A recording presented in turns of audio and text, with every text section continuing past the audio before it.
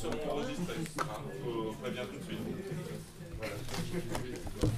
Bon, bah, bonne conférence. Et puis, et toi, la loupe pas, l'enregistrement. Comment je t'en trouve maintenant que tu es sociétaire? Je t'entends bien, tous les essais sont faits. On est pas mal du tout, ouais. On est pas mal du tout. Bon, bah, écoutez, bonne conférence. Bon, merci à toi Sébastien et merci à tous. Le principe de cette conférence, c'est que je vais vous emmener en reportage à Copenhague. On va voir pas mal de photos. Je vous donnerai quelques éléments puisés dans différentes études. Je ne citerai pas les études. Si vous voulez, je vous les donnerai, je vous enverrai justement, c'est bien que vous ayez laissé vos adresses électroniques, je pourrais vous les envoyer.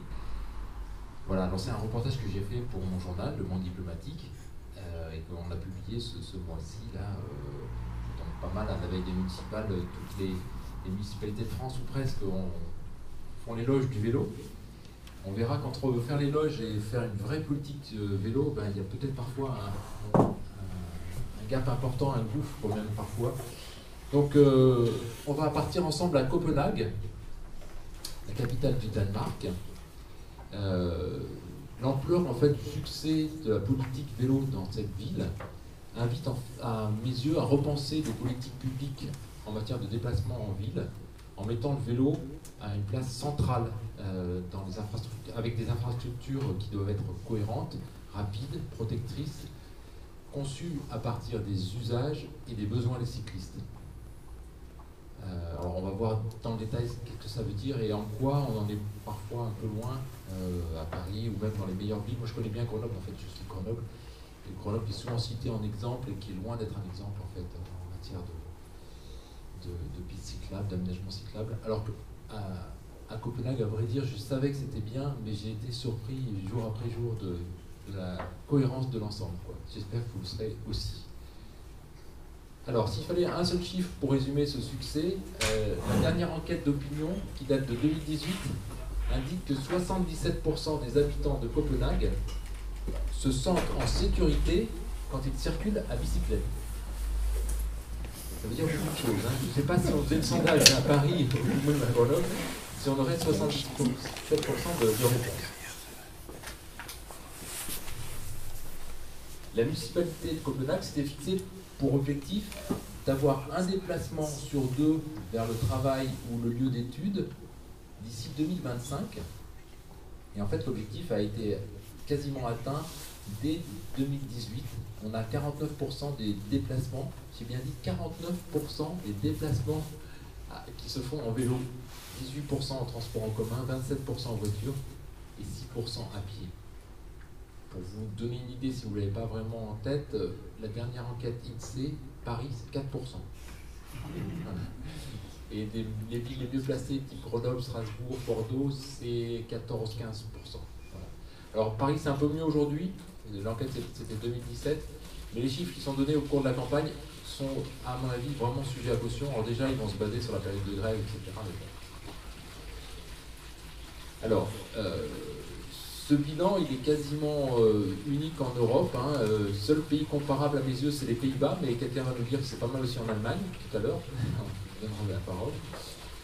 Quand on prend la ville intramuros, les déplacements des seuls habitants de la ville de Copenhague, intramuros, c'est 63%, donc pratiquement 2/3 des déplacements qui se font en vélo. 17% avec les transports publics, 10% à pied, et seulement 10% en voiture pour le déplacement intramuros de Copenhague.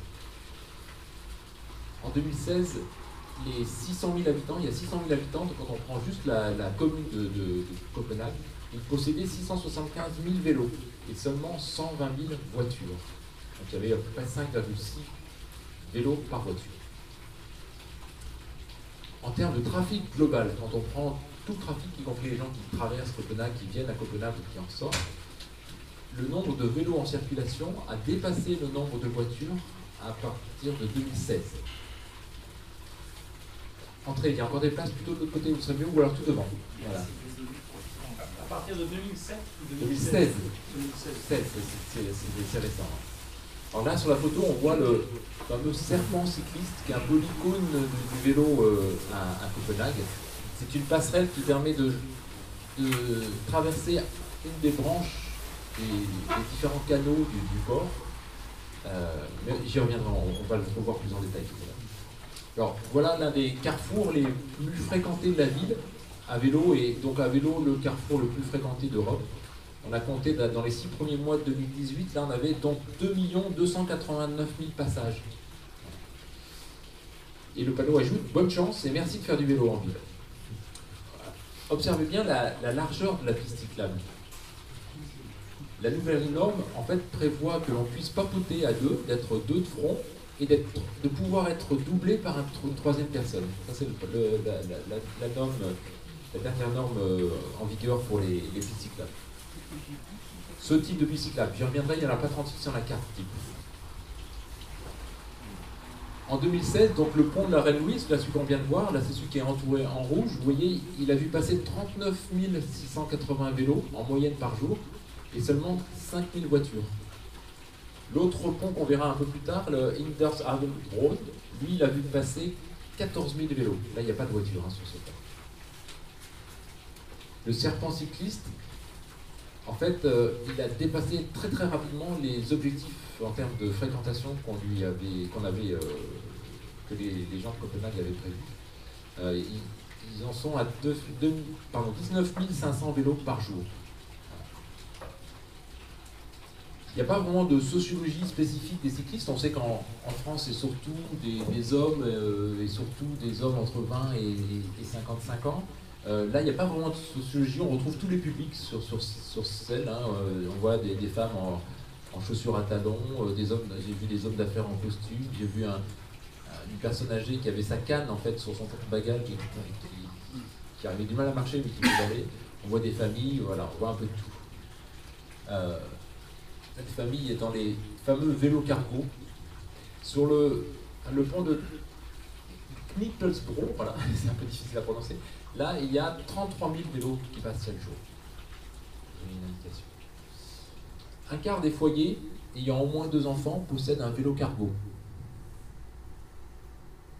Et pour 30% des foyers qui possèdent un vélo cargo, ce dernier remplace la voiture. Ces foyers n'ont pas de voiture. Alors, je ne m'attarderai pas sur les bienfaits du vélo, vous les connaissez pour l'essentiel. Hein. Le bruit en moins, la pollution, les gaz à effet de serre en moins, les dépenses évidemment en moins, et la dépendance énergétique aussi en moins. La santé en plus, l'espérance de vie en plus, la convivialité en beaucoup plus. Parlons aussi sécurité, ce qui est une vraie difficulté pour le vélo. Entre 1995 et 2016, le nombre de kilomètres parcourus à vélo dans Copenhague a doublé, et le nombre de victimes d'accidents à vélo, accidents graves, morts et blessés, a été divisé par 2 durant la même période. Ce qui veut dire un taux d'accident divisé par 4. Aujourd'hui, on a un cas grave tous les 5,7 millions de kilomètres parcourus. Alors tous les travaux, hein, ça confirme ce qu'on savait un peu déjà, hein, mais tous les travaux internationaux nous le disent, plus il y a de vélos, moins il y a d'accidents. Il y a beaucoup leur téléphone? Oui, assez souvent, oui. Il y en a beaucoup qui se guident au GPS. J'étais surpris parce que je voyais beaucoup de gens avec des écouteurs. En fait, c'est pour le GPS. Alors, contrairement à ce qu'on observe en France, donc les hommes ne sont pas majoritaires parmi les cyclistes. Hein, on compte des cyclistes dans tous les milieux. Question fort intéressante, quelles sont les principales raisons de choisir ce moyen de transport? Eh bien, c'est un sondage qui est fait chaque année. Et là, le dernier résultat, donc c'est les chiffres de 2018, on n'a pas encore suivi ceux de 2019. Donc en premier lieu, bien parce que c'est plus facile de se déplacer en vélo, 55% des réponses. En second, parce que le vélo est plus rapide, 46% des réponses, qui permet de faire de l'exercice. Bon pour la santé, 40%. Le faible coût, c'est déjà une motivation très secondaire, c'est 26%. Et alors la motivation environnementale, c'est 16%. Et ce n'était que 7% en 2016. Là, en 2018, il y avait quand même déjà une préoccupation sur le climat qui est montée, avec beaucoup de mouvements sur le climat. Donc, ce n'est pas la motivation de sauver la planète qui fait que les gens, en tout cas pas la première motivation, vont prendre leur vélo. C'est d'abord parce que c'est plus facile de se déplacer en vélo. Alors là, on est au cœur de la vieille ville, là, le vieux port de Copenhague, avec ces belles maisons de toutes les couleurs. Vous voyez à droite, là, on a le Vélib de Copenhague. Vélib à assistance électrique, celui-ci. On voit la batterie derrière, là. En fait, on en rencontre assez peu. Il y a 2000 vélos en libre service. Je vous ai dit, hein, il y a 670 000 vélos à Copenhague, donc 2000 vélos en libre service. C'est à peu près 10 fois moins qu'à Paris. Il y a vraiment des Vélib à peu près à Paris. Pour une agglomération qui, au total, Copenhague et la banlieue, c'est 1,7 million d'habitants. En fait, on considère ici que les vélos en libre service doivent être un élément parmi d'autres d'une stratégie de développement de la culture cycliste, mais ça ne doit pas être le fer de lance, quoi. C'est ce qu'indique notamment l'architecte et urbaniste Jan Gehl, qui a un peu théorisé ce que pourrait être la ville du futur. Juste à titre de comparaison, à Paris, le contrat Vélib, le deuxième contrat Vélib, c'est 600 millions d'euros d'argent public sur 15 ans, 600 millions. Et le plan vélo de la mandature Hidalgo, là, celle qui se termine, c'est 150 millions d'euros. Donc on voit bien qu'il y a des priorités. La priorité a été accordée au Vélib à Paris. On a mis un peu tous les œufs dans le même panier, et un panier dont on sait qu'ils vont...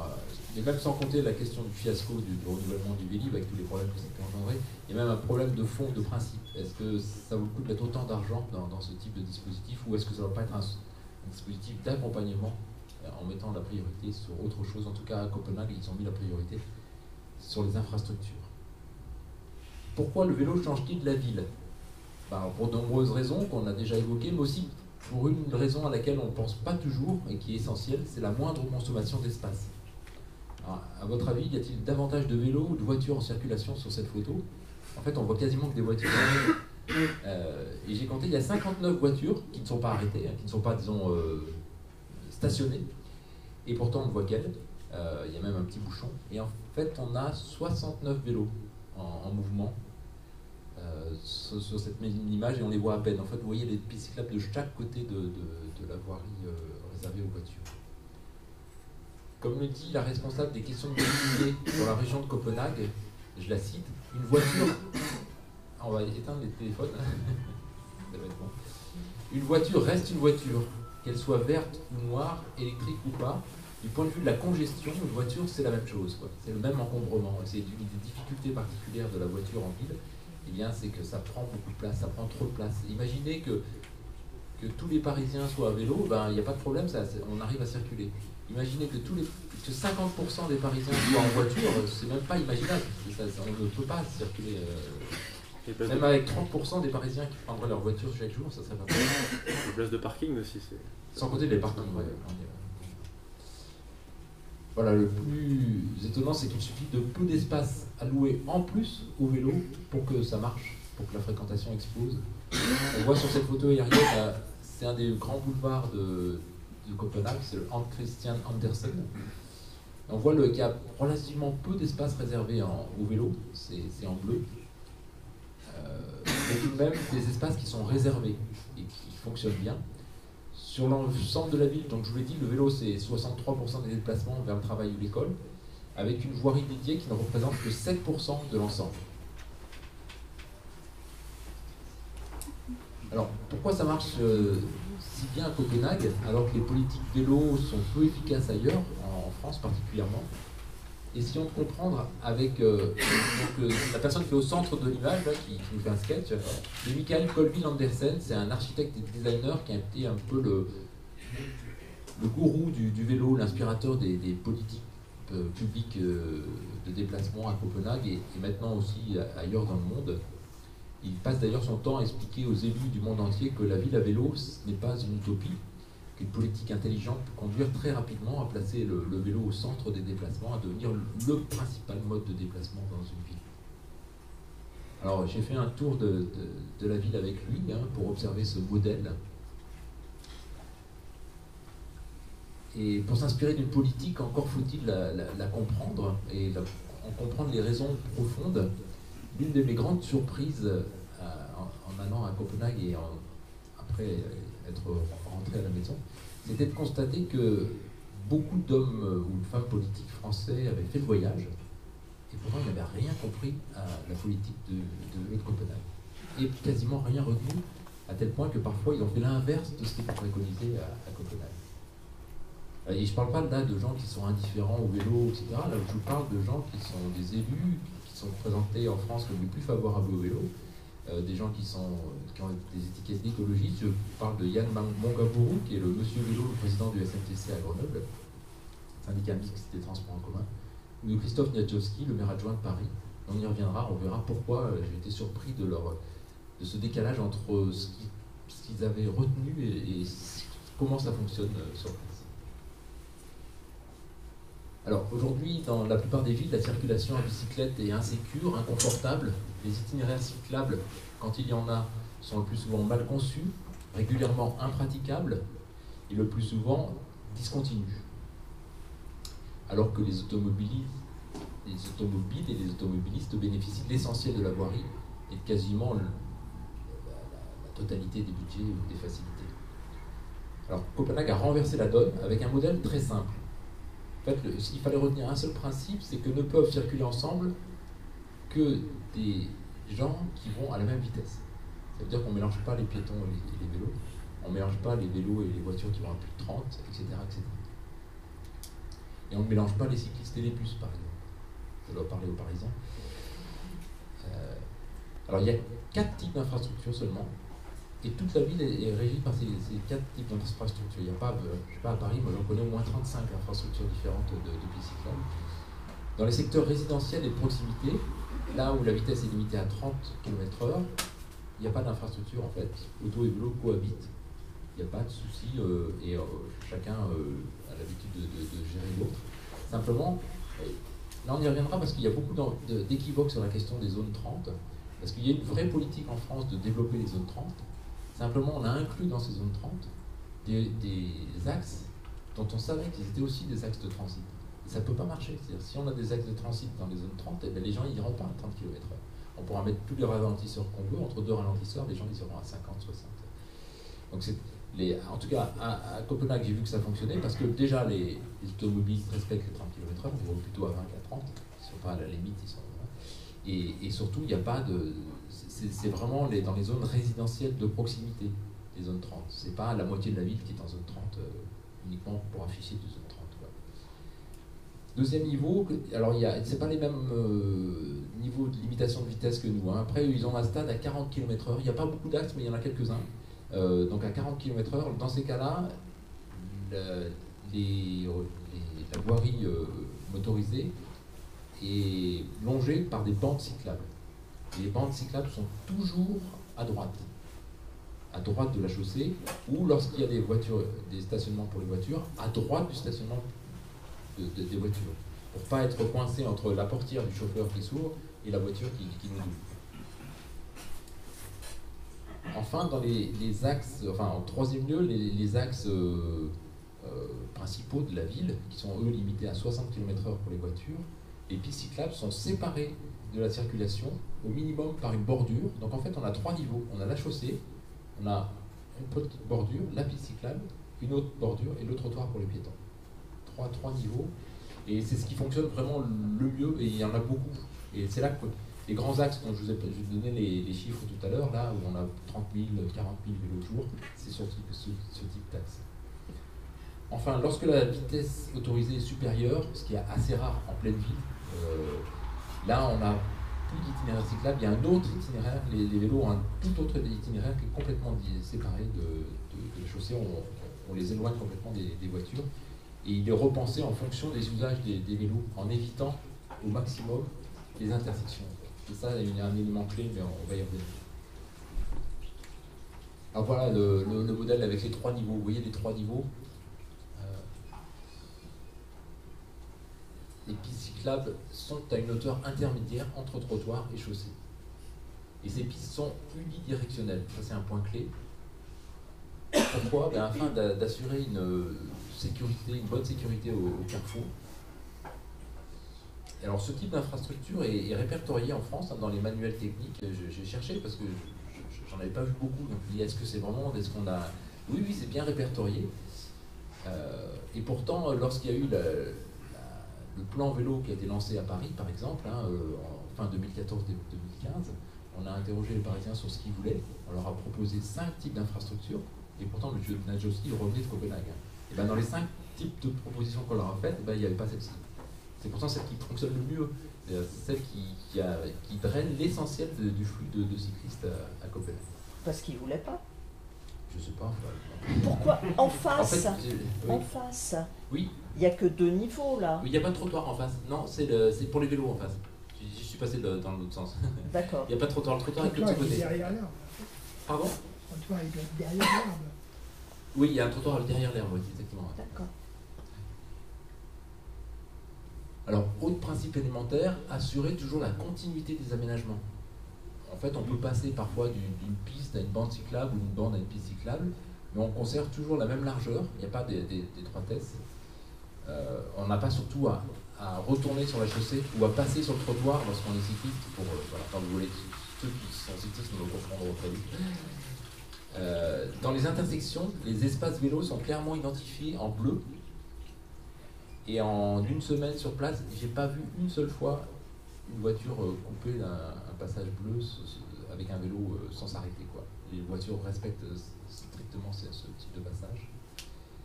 Alors là, on voit vue de haut, c'est intéressant parce qu'on voit le feu. Donc il y a des feux qui sont décalés aussi, mais j'y reviendrai. Alors pourquoi les voitures respectent bien? D'abord parce que c'est très visible. Avant de tourner à droite, on ne peut pas ne pas se rendre compte qu'on va couper une piste cyclable. Les feux, les arêtes, souvent il y a un décalage des feux. C'est-à-dire que le feu cycliste démarre 4 ou 5 secondes avant le feu voiture. Donc les vélos sont passés, la voiture peut tourner à droite. Troisième raison, eh bien, il y a du monde, il y a beaucoup de vélos. Donc plus il y a de vélos, plus les automobilistes sont attentifs aux vélos. Et quatrième raison, qui n'est pas des moindres, la plupart des automobilistes sont aussi des cyclistes. Alors, on a parlé un petit peu de la largeur là, des pistes cyclables. Alors, voilà un exemple. Là, on est vraiment en plein centre-ville. La difficulté qu'ils ont, la principale difficulté en fait à Copenhague, c'est de gérer la croissance, parce que ça a vraiment augmenté très vite la circulation en vélo. Et donc, un des moyens, c'était d'élargir la piste. Là, donc, on en est à 3 mètres maintenant dans ce type de piste. 3 mètres de chaque côté. Hein. Voilà. L'idée forte, ça a été de rendre le vélo compétitif, pas compétitif au niveau monétaire, parce que le vélo, il a toujours été compétitif au niveau monétaire, c'est ce qui coûte le moins cher en déplacement, mais compétitif en temps. Le vélo est le moyen le plus rapide de se déplacer sur des parcours inférieurs à 5 km.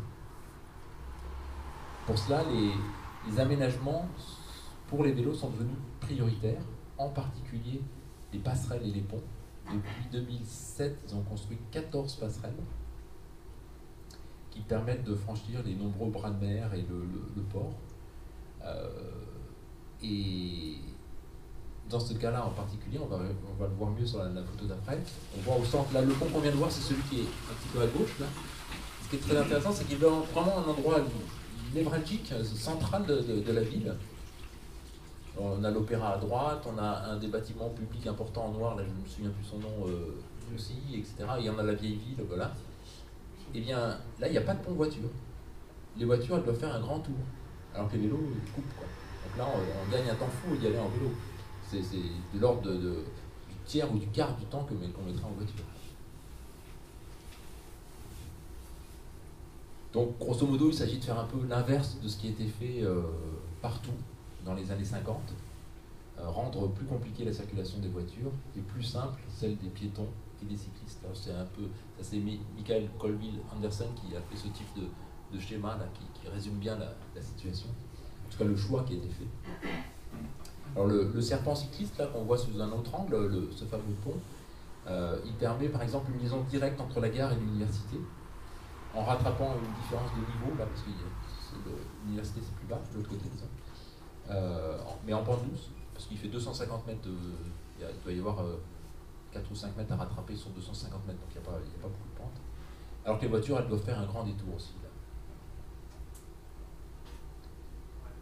Originalité aussi du système danois, c'est le système de comptabilité publique.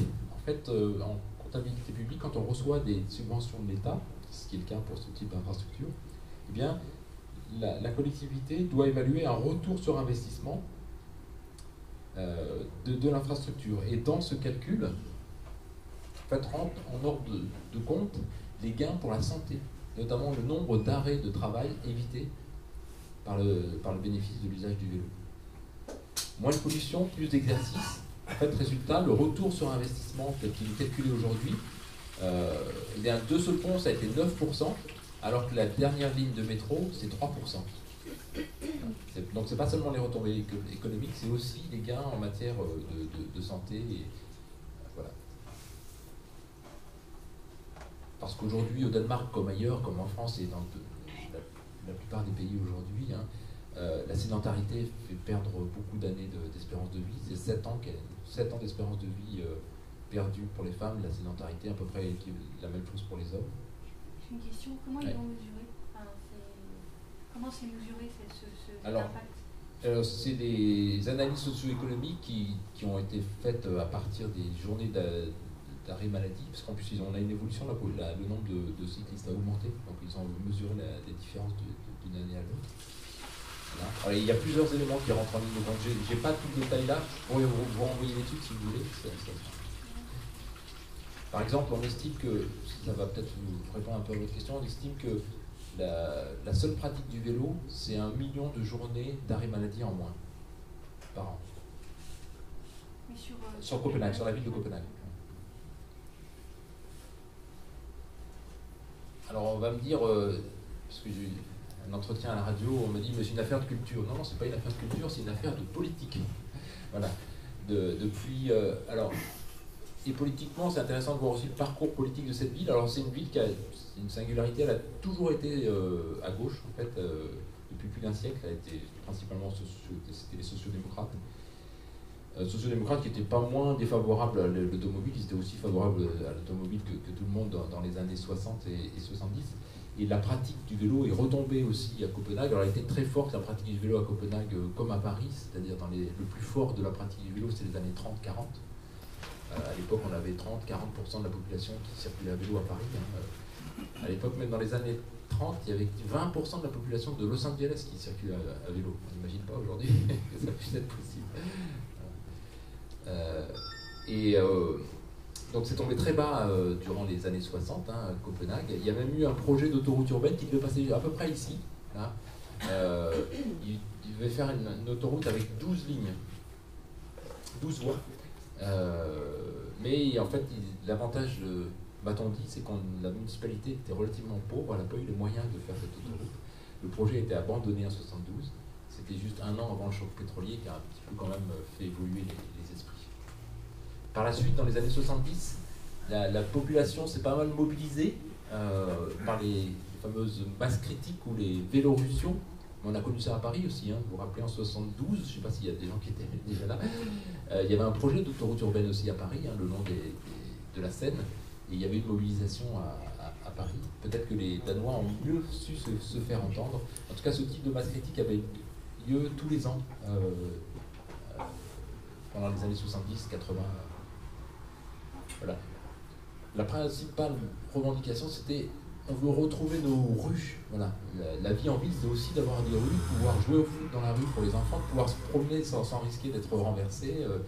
Pas seulement le vélo étant un des moyens de retrouver la vie dans la rue. Quoi.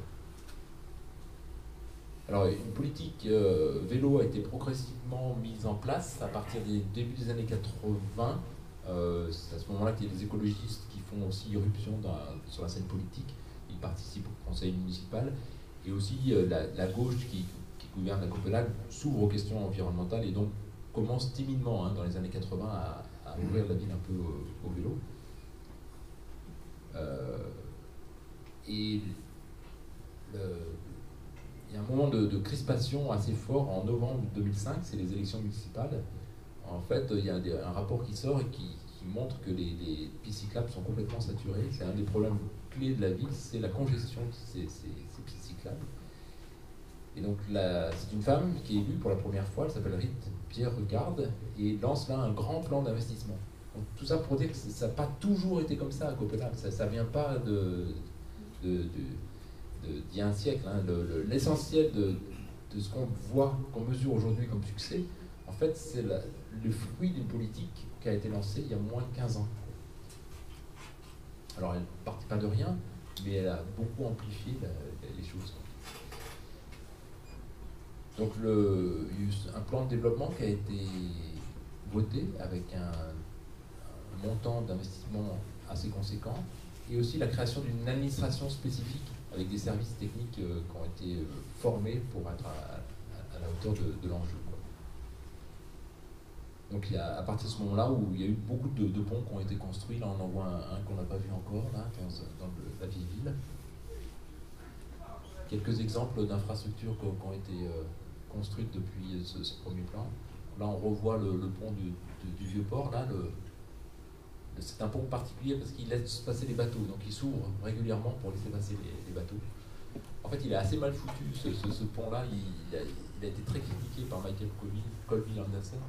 Mais il draine beaucoup de monde. On a vu 14 000 personnes en moyenne par jour. Voilà, d'autres images. Toute l'année, les chiffres, c'est la moyenne. C'est la moyenne. Alors il y a moins de monde en hiver, un peu moins de monde, mais c'est 25% de moins en moyenne. C'est pas tant que ça finalement. Alors on va s'arrêter un petit peu sur la notion de piste bidirectionnelle. C'est un point clé, me semble-t-il, qui est important d'aborder. Alors, le bidirectionnel, double sens, là, c'est pour une piste cyclable, c'est idéal à la campagne, le long d'un cours d'eau, d'une voie ferrée, d'une manière générale, quand il n'y a pas d'intersection. Voilà. À Copenhague, on en retrouve en périphérie, ou dans les secteurs ne comportant pas d'intersection. Par exemple, le S-Stock, c'est une sorte de RER qui traverse la ville. Ben, le long du S-Stock, il y a une piste cyclable bidirectionnelle. Donc, dans les secteurs sans voiture, le long du chemin de fer, des canaux aussi parfois, voilà. Ou sur les ponts qui sont réservés aux cyclistes. Là, on fait du bidirectionnel. Et alors, là, on a un autre exemple de bidirectionnel. Hein. On voit, il y a du monde. Hein. C'est assez frappant. On peut transporter des adultes dans les cargos là-bas. Pardon? Mettre des adultes dans les cargos là-bas. J'en ai vu. Hein. Je ne sais pas si c'est autorisé. Oui, j'en ai vu pas mal. Hein. Ouais. Donc, je ne sais pas si c'est vraiment autorisé. En tout cas, ça n'a pas l'air d'être interdit. Ouais. Par contre, moi je remarque qu'il n'y a pas d'enfants. Sur les vélos? Pas dans ces cas. Là, on est en ville, c'est vrai qu'il y en a assez peu, ouais. Mais on est pas, je ne suis pas dans les quartiers d'école ou autre. Là, je suis vraiment au centre-ville. Là, grosso modo, on est. C'est difficile à dire, mais on est près de l'île de la Cité, quoi. L'équivalent, à peu près, quoi. Il y a des enfants. Non, je veux dire. Non, il y en a très peu sur les images. Oui, non, mais je veux dire qu'il y a des enfants, quel que soit le quartier. C'est vrai que c'est étonnant. Moi, j'en ai noté une préado, mais c'est vrai. Ils sont beaucoup dans les cargos, très grands. Alors attention, les photos c'est fin juin, donc c'était peut-être déjà les vacances, quoi. Se dit, ça change rien. Non, c'est vrai que c'est une bonne observation. Oui. Donc, alors, je reviens sur les bidirectionnels parce que ça me paraît un point clé, surtout à Paris.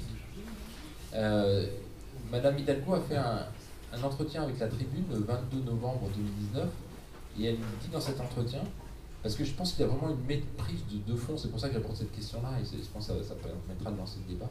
Elle dit, avec mon adjoint, M. Nadjowski, nous prenons pour modèle les villes qui nous paraissent les plus en pointe, Copenhague et Amsterdam, et décidons de lancer un programme d'infrastructure avec des pistes cyclables plus larges, bidirectionnelles, protégées pour permettre la généralisation du vélo.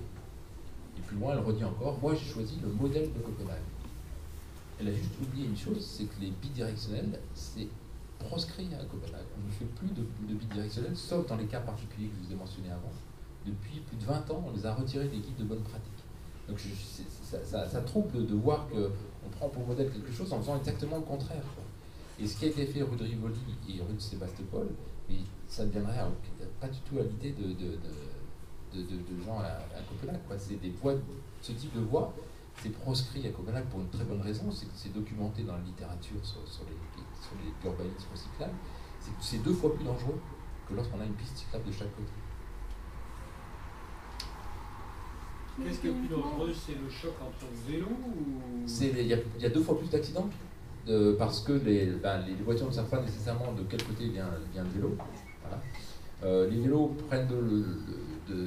peuvent prendre de la vitesse, elles ne sont pas identifiées. Et surtout, le plus surprenant, c'est surtout pour la voiture d'avoir un vélo qui vient de l'autre côté de là où elle peut s'attendre, quoi. Et surtout, les bidirectionnels, vous en avez navets qui vont être à droite, d'autres qui vont être à gauche. Alors que je vous ai dit, à Copenhague, le principe c'est toujours à droite, les vélos sont toujours à droite. Comme ça, il n'y a pas de surprise ni pour les piétons, ni pour les automobilistes. On ne s'attend pas, on n'est pas surpris de voir le vélo qui déboule d'un côté. Mais alors, comment vous faites? Parce que moi, la rue de Rivoli, je me la prends avec plaisir à contresens. On y reviendra après, si vous voulez. J'ai déroulé juste pour vous, mais après volontiers.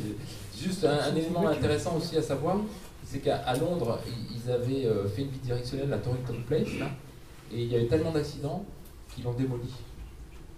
Et maintenant, ils ont fait une piste de chaque côté, quoi. Voilà. Je suis pas oracle ni prophète, mais je vous dis, il y aura des morts boulevard Sébastopol, c'est certain, quoi.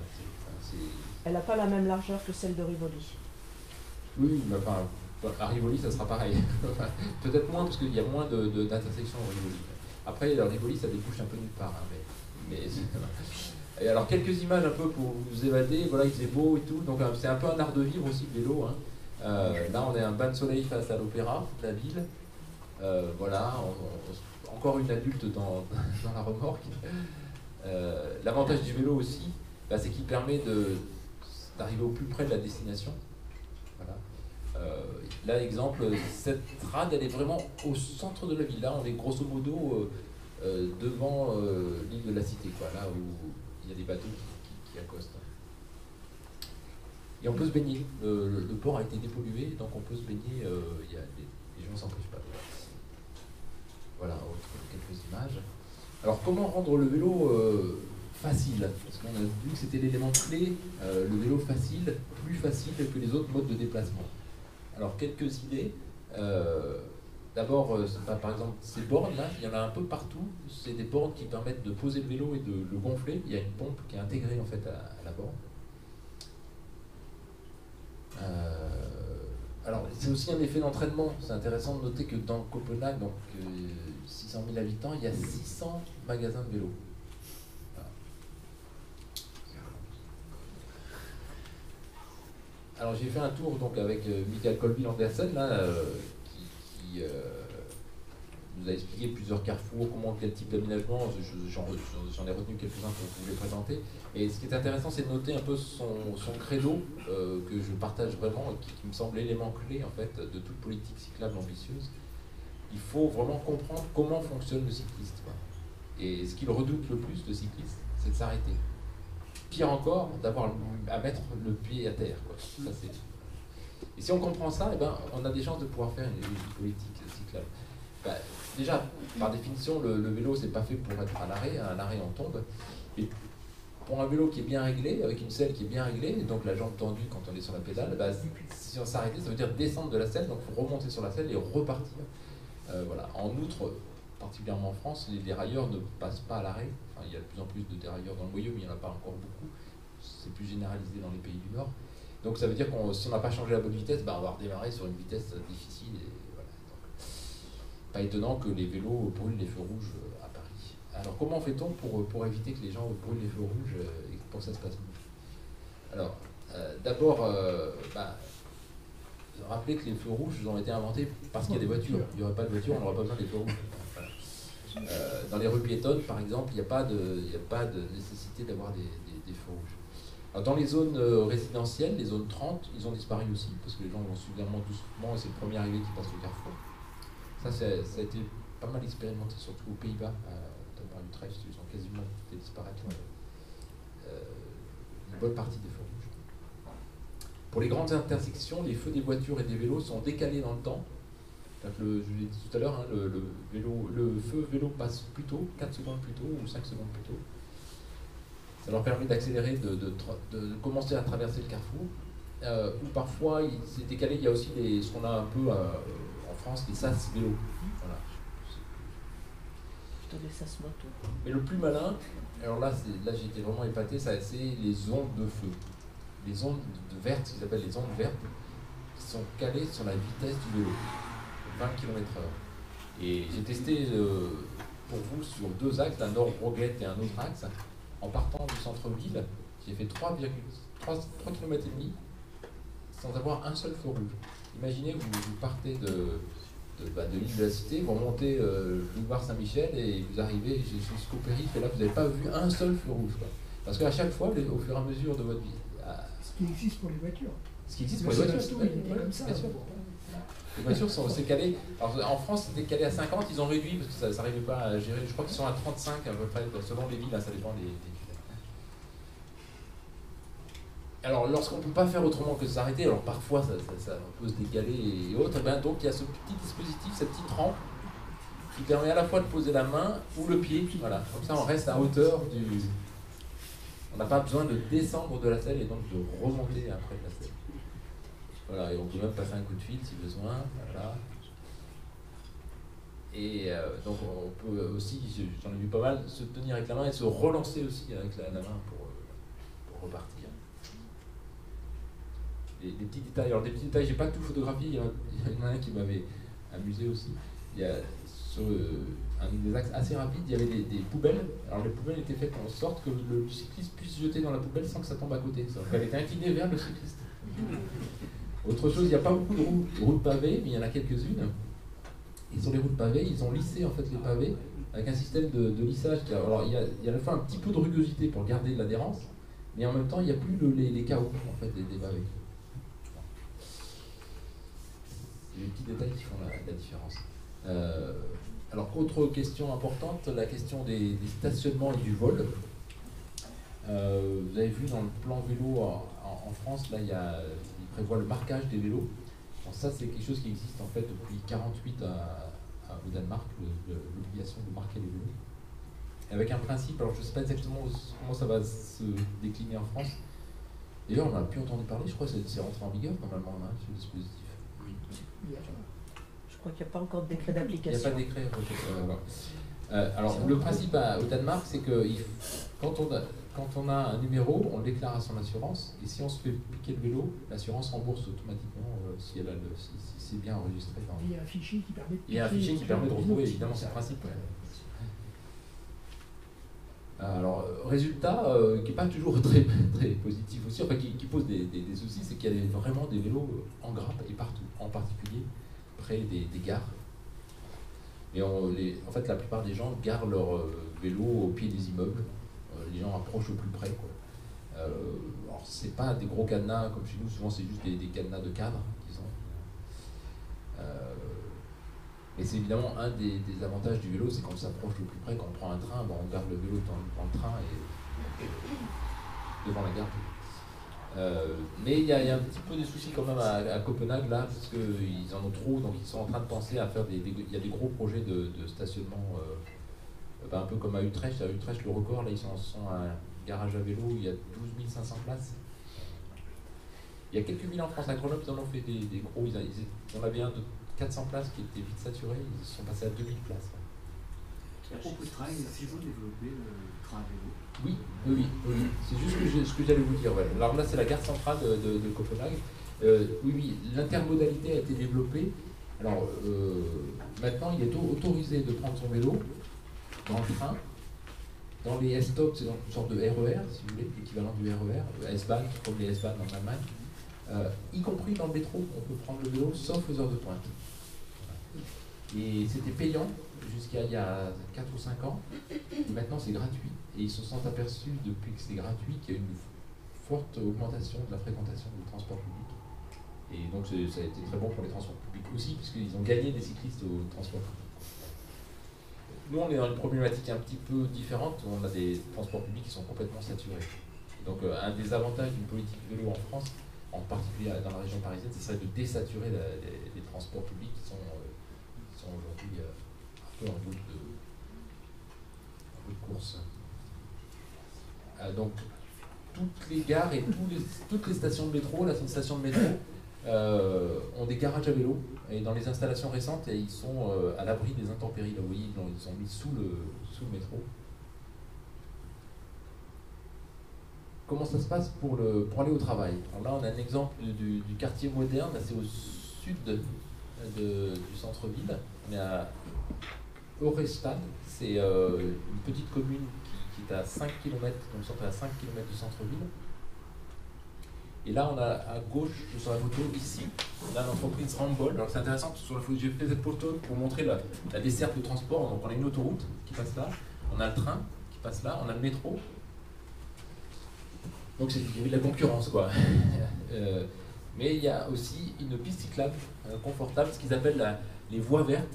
C'est une piste cyclable qui est complètement séparée du restant de la circulation. Grosso modo, depuis le centre-ville, sur les 3 derniers kilomètres, c'est complètement séparé du restant et on est dans la végétation, en fait, dans la verdure, il y a des quartiers résidentiels. Souvent, ces voies vertes permettent de desservir les quartiers résidentiels vers les écoles, les choses comme ça. C'est une double sens alors? Celle-ci est en double sens, mais il n'y a pas d'intersection, donc c'est pas un problème. Voilà. Alors les salariés peuvent garer leur engin à l'extérieur, il y a un grand stationnement pour le... Alors c'est intéressant parce que là je suis vraiment à l'entrée grosso modo de l'entreprise, donc le plus près c'est les vélos, les voitures c'est plus loin. Voilà. C'est un petit détail, mais c'était un peu fait penser comme ça. Mais il pleut aussi pas mal à Copenhague, donc il y a un garage à vélo, il y a 200 places dans le garage de vélo. Il y a, excusez-moi la photo n'est pas de très bonne qualité, ça c'est la flotte de l'entreprise. Donc il y a des vélos qui sont à disposition des salariés quand ils ont à faire des courses en milieu de journée, ils peuvent prendre le vélo de l'entreprise. Voilà. Il y a des vestiaires. Chose très désagréable quand on fait du vélo, si on n'est pas très équipé, même quand on est bien équipé, c'est qu'on se mouille dans le vélo et surtout on se mouille les pieds. Alors donc ils ont prévu de quoi faire sécher les chaussures. Voilà. Il y a des douches pour les hommes et pour les femmes, il y avait une vingtaine de douches au total, et il y a même des douches pour les vélos. Alors, comme dans toutes les villes, Copenhague a été soumis au phénomène de périurbanisation. Pendant des années, les gens ont quitté le centre-ville. C'est moins vrai aujourd'hui, les gens reviennent un petit peu au centre-ville, mais donc la ville s'est largement étendue. Et comme partout ailleurs, plus on habite loin du centre-ville, plus on a recours à l'automobile. Plus l'automobile s'impose. Donc là, c'est au niveau non plus de la municipalité, mais de la région capitale. Grosso modo, c'est pas tout à fait aussi grand qu'Île-de-France, mais ça regroupe 27 communes. Voilà, ça regroupe 1,7 million d'habitants. Donc ils ont fait le constat que il y avait un retour, ça marchait bien pour la ville-centre, mais qu'en périphérie, c'était compliqué de développer le vélo. Notamment pour les questions de distance et aussi d'infrastructure. Donc là, ils ont pensé complètement un maillage des zones périurbaines pour développer le vélo. Donc, avec le principe d'autoroute à vélo. Mais les autoroutes à vélo, on ne les fait pas au centre-ville, on les fait en périphérie. Alors, en voilà un exemple. Là, on est au milieu de la conurbation. Hein. Je ne suis pas à 40 km de Copenhague, là je suis à 3 km du centre-ville de Copenhague. Voilà, exemple, c'est ce qu'ils appellent, en anglais ils traduisent ça par autoroute à vélo, donc en français on va dire pareil, mais en fait si on traduit littéralement c'est les super pistes cyclables, ce qu'ils appellent les super pistes cyclables. On voit que c'est un peu mieux que les bouchons du périph', quoi. Alors là cet itinéraire lui il est au nord-ouest de la ville et il traverse la forêt de Vestskoven. On voit la piste très large et entretenue. C'est aussi connecté aux habitations. Alors souvent il y a une double connexion, c'est-à-dire il y a une connexion côté voiture d'un côté, il y a une connexion de l'autre côté ruelle, si vous voulez, un peu comme les villes nord-américaines, et les ruelles sont réservées aux vélos. Il n'y a pas de voitures ou de véhicules à moteur dans les ruelles. Donc ça veut dire qu'on est éloigné des axes automobiles. Et souvent, alors là comme ça, on a une partie qui est réservée aux piétons. Les piétons sont à droite et les vélos sur la bande goudronnée. Au total, il prévoit de construire 750 km sur une période de 10 ans, 2012-2022. En fait, ils ont déjà construit une bonne partie des super pistes, ce qu'ils appellent les super pistes. Voilà, on peut rouler pendant de bons moments, pendant plusieurs kilomètres sans rencontrer une route. Ça a été vraiment bien pensé pour ne pas qu'il y ait de croisement en fait, avec les engins motorisés. En particulier, alors là, on a un quartier périurbain. C'est le système de la ruelle. Donc, il n'y a pas de voiture qui passe là, il n'y a que des piétons ou des vélos. Et ça permet d'aller au collège. Là, il y avait un collège un peu plus loin où là j'ai vu des enfants, alors j'ai pas fait la photo, mais qui allaient. Je crois qu'ils allaient au collège, ou à moins que c'était le gymnase, je ne sais pas exactement. Là aussi, il y en a un autre exemple qui permet de rejoindre la ville. Là, on peut faire du bidirectionnel dans la mesure où il n'y a pas de carrefour, il n'y a pas de souci. Encore un autre exemple. Alors, il s'est posé la question des vélos électriques. Vous savez qu'en France et dans beaucoup de pays européens, les vélos à assistance électrique sont plafonnés à 25 km/h. Quand on a un vélo qui est plus puissant, il faut être immatriculé, il faut avoir un casque, enfin il y a des conditions. Et la question s'est posée aussi au Danemark, hein, et plusieurs experts recommandaient de faire le même système qu'en France, quoi. Et au Parlement, le Parlement s'est saisi de la question et a décidé non, on va autoriser des vélos jusqu'à 45 km/h, des vélos à assistance électrique, et on fait confiance aux gens pour pas qu'ils aillent trop vite. Donc pourquoi ils ont autorisé ça? Parce qu'il y avait un vrai enjeu dans les zones périurbaines. Il y a dans les 1,7 million de gens qui habitent dans l'ensemble de Copenhague, il y en a beaucoup qui habitent à plus de 10 km. Et à plus de 10 km, ils se sont dit, les gens ne prendront jamais leur vélo. Si on veut qu'ils prennent leur vélo, il faut que ça reste compétitif en temps. Pour que ça reste compétitif en temps, il faut que dans la partie où il n'y a pas grand monde, ils puissent aller plus vite. Puissent aller à 45 km/h. En tout cas, c'est le pari qui a été fait. Pour l'instant, ça ne se traduit pas par davantage d'accidents. Mais ça suppose aussi de la discipline et que les gens ne roulent pas à 45 km/h au centre-ville, évidemment. Alors là, petite surprise de la découverte, donc j'étais sur cette piste cyclable et tout d'un coup je finis par croiser une route. Et quand j'arrive, encore une fois le feu est passé au vert, donc il est passé au rouge pour les voitures. En fait, il y a un capteur, vous voyez le capteur là, voilà, il y en a deux, même ça c'est le deuxième. Il y a un capteur un petit peu en amont et un deuxième ici, qui lorsqu'un vélo arrive, eh bien, fait changer le feu et fait passer au rouge pour les voitures. Il fallait y penser. Bon, il n'y a pas de limite à l'imagination pour l'usage des vélos. Là, on a une tireuse à bière, c'est dans le quartier de Christiania. Vous connaissez, voilà, c'est pas le quartier de Christiania. Là, on a un cyclo-restaurant. Il a fait à manger pour une vingtaine de personnes. Il a un frigo, il a un petit réchaud. Voilà. Et je vais terminer avec un programme inspirant, celui du vélo sans âge. Il a été lancé ce programme par Ole Casso, celui qui pilote là. Il a été lancé en 2012. Il propose en fait aux personnes âgées, généralement, ou qui ne peuvent pas pédaler, ça peut être des gens qui sont en situation de handicap. Il travaille en fait beaucoup avec les maisons de retraite. Donc il propose aux gens qui sont dans les maisons de retraite de faire un tour en ville avec des bénévoles pour conduire ces vélos, ces triporteurs à assistance électrique. Le principe, c'est assez simple, hein, c'est générosité. Donc, les triporteurs permettent d'offrir à des personnes âgées des balades que leurs jambes ne leur permettent plus. Lenteur, le triporteur impose de pédaler lentement, de sentir, de respecter son environnement et les autres. Alors là, je lis leur principe. Hein. Ensuite, se souvenir et raconter des histoires. La balade est l'occasion de commenter le paysage qui défile, de retrouver son quartier, se souvenir. Le point de départ, en fait, Ole Casso était sur son vélo, il n'était pas là toujours en vélo, il rencontre une vieille dame qui était assise, qui ne disait pas grand chose, et tout d'un coup il a dit, mais si je lui faisais faire un tour en ville? Et il lui a fait faire un tour en ville, et cette dame s'est mise à parler, voilà, et tout d'un coup ils ont échangé, elle lui a dit, mais j'aimerais bien voir tel endroit, c'était l'endroit où elle avait vécu, l'endroit où elle s'était mariée. Elle est revenue à la maison de retraite, et bon, voilà, c'était fini. Et quelques jours après, le directeur de la maison de retraite l'appelle, il lui dit, mais... Alors lui, il commence à s'inquiéter, non, elle en a parlé à ses copines et ils veulent tous faire un tour. Donc il a fallu construire, commander des triporteurs. Parce qu'au début, il n'avait pas de triporteur. Voilà. Et il revendique le droit de sentir le vent dans ses cheveux. C'est le principe de cette association. Voilà. Et on a Finn à droite, qui lui il a du mal à marcher, donc c'est Pernille, qui est celle qui téléphone là, qui est sa compagne de balade en ville. Elle passe le prendre régulièrement, au moins une fois par semaine, pour faire un petit tour en ville. Voilà. Et j'ai découvert cette initiative que je ne connaissais pas, mais en fait elle a fait des petits. Aujourd'hui, il y a 30 000 bénévoles qui pilotent ce type de triporteur, et c'est présent dans 47 pays. Ça existe aussi en France, à petite échelle, mais ça existe un petit peu en France. s'appelle À vélo sans âge en France. Voilà, et bien, Fine et Pernil vous salue bien, c'est la fin des reportages.